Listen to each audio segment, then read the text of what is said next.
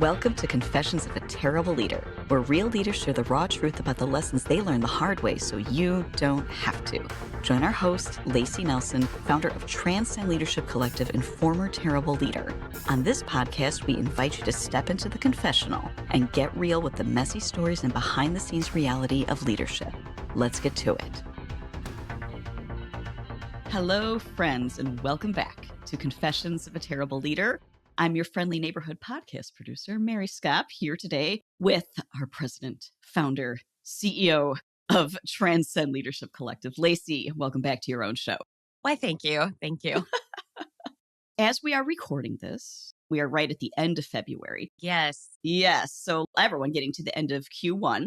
Mm-hmm. Maybe they're figuring out, okay, this was a good goal. This wasn't a good goal. Right. With those things in mind, as we are nearing the end of a quarter, kind of reconfiguring and reassessing what worked for the team, what didn't work for the team, what worked for the company as a whole, let's talk about teams. Got it. Specifically, the question, what makes a world-class team? Loaded question. Totally loaded question. And I'm here for it. I love it. Okay. Awesome. Okay. So ready, set, go. It's all yours. Okay. So what I want to say before I go into what are the hallmarks of a world-class team is that this is the culmination of a progression. So I'm going to cast a vision for what you're shooting for. But if you don't start here, if you try to go out and if you try to run a marathon, but you haven't even done a couch to 5K and you're still on the couch, don't jump into the marathon. You're going to be in a world of hurt because you and your team aren't ready for it. So I want to make sure that I preface it with that reality that this is something that is worked into. I mean, listen to our podcast catalog if you would like to see the steps required. I mean, there's a lot to getting to this point, but it's nice to have what is that benchmark? What am I shooting for? What am I using to benchmark our progress when it comes to what is a world-class team? So that is my preface. Now, what are these hallmarks of a team that is just killing it? And this isn't just my thoughts. This is evidence of having the privilege to have worked with and be working with some of those teams. And also what the research shows us. There's been a lot of research over the years into this question and about 1 billion books written on it. So many. So much. No shortage of leadership and teams books. So we are going to really distill this down into just a few benchmarks or a few actual ultimate North Stars that you can benchmark against. First one, how do you know you have a team that's absolutely killing it? Well, you're a high performance team, meaning you're not only meeting output expectations, you're often exceeding output expectations. As a unit, every single member of your team is not only pulling their own weight, they're looking to the people next to them and saying, how can I help you so we can all get there together? There's not siloing of departments. There's definitely well-defined functions of departments, but we all view each other as one another's customers as much as we view our external customers as customers. Really having that ability to work together and collectively, when you're doing that well, you have massive levels of output. People go, how does your team get all of that done?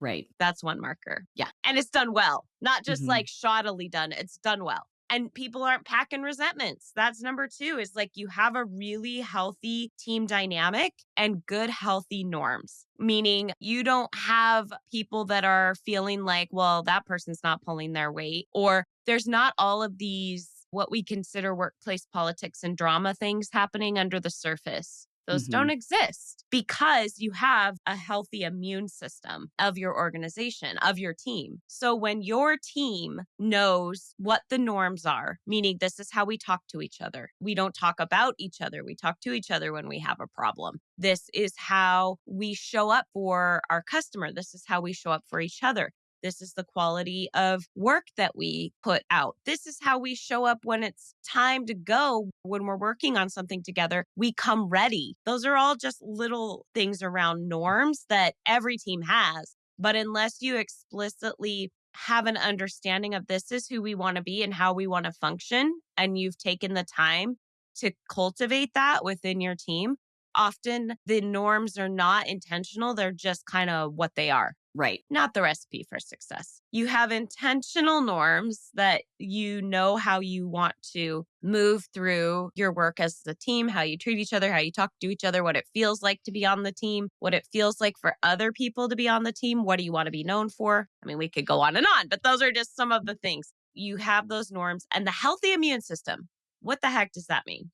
That means that when you have team members that are coming into the team or are starting to violate those norms, it isn't quote unquote the boss's job to get it in check immediately. I mean, it's always their accountability, right? But what happens is often the team immune system kicks in and those things get organically course corrected by their peers. And it's not in a punitive, what are you doing telling me what I can and can't do? Remember, that's not the hallmark of a team that is there for each other. It's like, hey, I see you've been really off in this area. What supports do you need? When you're always assuming the best of each other, that immune system kicks in and it comes from a place of care when you notice the norms are off. And so that typically those course corrections, then it takes some of the pressure off of the leader to always be policing. Because if your team's killing it, a lot of that is just organically happening and it's not policing, it's support. So healthy immune system kicks in, you're supporting each other. I love how you break down the framework, establishing that you don't start there. The hallmarks of what makes a world-class team, it's intentional practice of this along the way. As many of you listeners may know, I'm a musician, so I'm obsessed with practice. And the funny thing about practice is that it works. Yeah. And of course, the hope is that, and this does apply to developing world-class teams, but as you grow as a musician, you're putting in hours of practice, hours and hours. You're honing your craft. Yep. As you grow as a musician with the right mentor, teacher, the hope is that you become smarter and more refined in how you practice. We talk a lot in the music world about perfect practice with the understanding that there's no such thing as perfect practice. Right. But the idea is that, are you sitting at the keyboard or whatever, or piano, whatever your instrument may be, are you fully engaged? Do you have a plan for how you're approaching this prelude or whatever you're playing, especially if it is a large scale work? Like if you dive in, it's just like, I'm just going to play this from beginning to end. Guess what's always going to be shaky? The end, always. Because you're beginning, you know you're going to hit that, but you would be surprised at how often the ending is neglected and doesn't get actually worked nearly as much as the beginning. All that to say, just drawing those parallels between my world as a musician and what I observe being a part of Transcend Leadership Collective and how we function as a team, it's really extraordinary, but you don't get there overnight. No. And that is where good leadership really comes into play. Because as team members, you can't just do all these things out of nowhere. There has to be a precedent set. There has to be leadership. Yes. I love it. I love you bringing in your lived experience, which comes to my third point beautifully. Oh. So Awesome. A really amazing team is comprised of people of varied life experiences. They have varied lived experiences. So when you're looking at a team from the outside, that can look like a lot of different, a mix of ages, a mix of socioeconomic backgrounds, a mix of genders, all of the different variables that make up humanity. The more varied life experience you have on the team, the richer your product is going to be, whatever your product is. When you have the capacity to have honest communication, healthy conflict, acceptance, respect, and trust. Like we're imagining that's dialed in, right?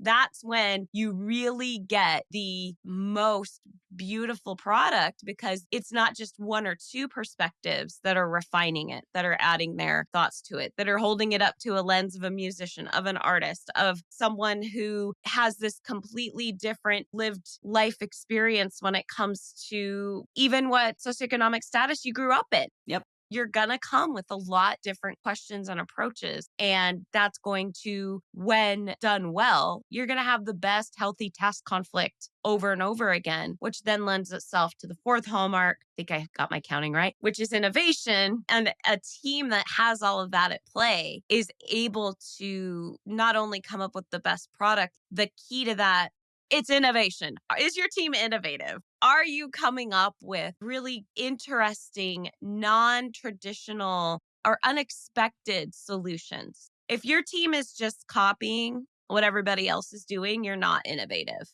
And some things don't necessarily need to be innovative, right? Not Right. everything needs to be innovative.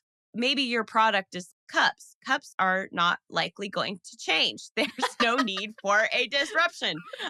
But I would say the processes you're using probably has room for innovation. Yeah. Looking for efficiencies that you're missing. That's innovation. Even just understanding innovation beyond just the end product that the user is going to experience, whether it's a service or an actual physical product. A really innovative team can come up with and refine, always be refining. And this is an outgrowth of the growth mindset, but always be refining how they do things and being open to going, you know what? That worked up until now. We need to look at something different. Yeah. And not have it turn into a fear spiral or change resistance. Right. Innovation. If your team is innovative, that is a key hallmark. And what's really interesting is during COVID times, the C word, Yes. when everyone transitioned to the work from home and people were freaking out over productivity, which our team has always been 100% remote. So it wasn't a big change for us. But the productivity factor is what everyone was scared was going to go down. Mm-hmm. And what they found, interestingly enough, in several different studies, like MIT Sloan did one, HBR did one, was not that productivity actually went down. Productivity actually stayed the same and or actually increased because of less distraction, less commute time, all of that. What did decrease, though, was innovation. That makes sense. Mm-hmm. And you have to have capacity to innovate. Yes. Yeah. Also true. Very good point. Mary, speak to that for just a second. Capacity to innovate. What does that mean? I wholeheartedly agree. And I see that play out in the team all the time, that you have to innovate. And innovation in itself is a fine line, because it's very easy to get enamored with the latest workflow or platform or software. So that's not innovation. That's shiny object syndrome. Yes. Thank you. Yes. But innovation, yes, absolutely. But in order to innovate, you have to have the capacity. You have to have the brain space. Mm-hmm. This is assuming that the workload is well distributed, roles are well defined, Mm-hmm. people know what they're doing, they know the why behind it, which is huge. When those foundational things are in place, you are so much more likely to actually have the capacity as individuals and as a team to innovate. When you are experiencing worldwide trauma, it's hard to have capacity to innovate. Collective trauma. That was the phrase I was looking. Collective trauma. So there has to be space to innovate. Yes. But yeah, wholeheartedly agree. Absolutely has to be space to innovate. We could do a whole nother podcast on the connection between innovation and employee well-being, right? Oh, yeah. The happiness number. There. And right. There's a series there. But we, in the interest. Noted, because that would be really fun, because there's so many studies behind that. But yes, noted. Yes. Innovation. What does it really take to support your team? Yeah. The other final hallmark of a team that's just slaying, that's out there aspirational for you to be like, yes, I want this, is that every single member on the team is taking extreme ownership. But I'm going to take that to the next level, because I think we all have a general understanding of extreme ownership. You take full responsibility for the things that are in your lane. It starts and stops with you. I always say your team is in a good place if there's a mistake made and everybody's immediately trying to take blame for where their piece contributed to it, where it's like a game of hungry hippos for blame taking instead of hot potato of well, my department didn't do it. You know, it's the opposite. No, that wasn't me. That wasn't me. Yeah, exactly. Yeah. We always get blamed for everything around here. Like that. Right. If that is a common theme, you're not there yet. Right. But you want to be taking that extreme ownership, but I think a step further into even more dynamicism. Is that a word? Dynamicism? No, maybe. It should be. Okay. Look at me innovating words. Is that how it works? That's fun. So, anyways. Listeners, thank you for bearing with me and my terrible sense of humor. What is that next step in extreme ownership? It really is when you start to see, especially people that are the head of departments, in full alignment with the vision, mind you. So they're not, what I'm going to say doesn't mean they're going off on their own tangent. They're full alignment with the vision, full alignment with the core values, but they're really taking that next level of intrapreneurship.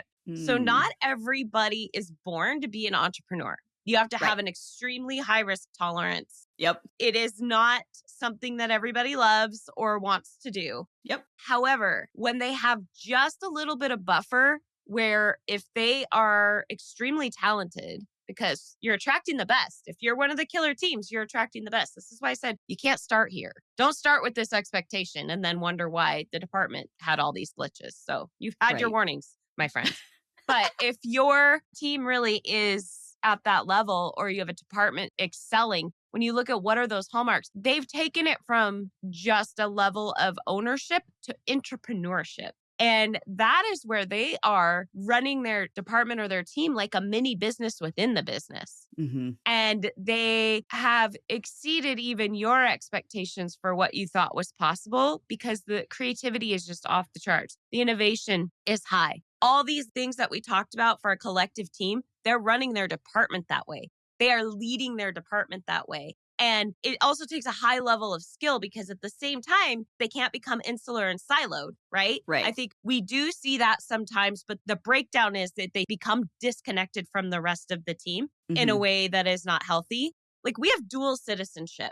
A great entrepreneur has dual citizenship. You are a citizen, you are a member of your core leadership team, which is the CEO, the directors, it's who's making the decisions. So you're a member of that country.